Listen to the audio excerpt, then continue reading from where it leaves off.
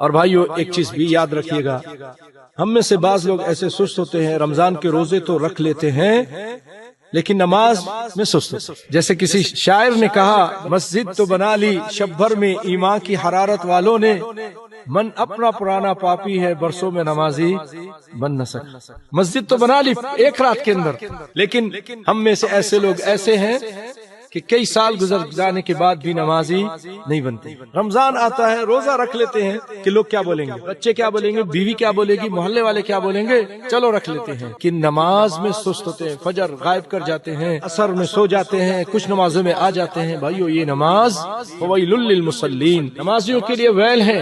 एक हदीस में वैल कि दुनिया के सारे पहाड़ उस वैल कहते हैं गड्ढे को, उस गड्ढे के अंदर अगर दाखिल किए जाएं तो वो चले जाएं और धुल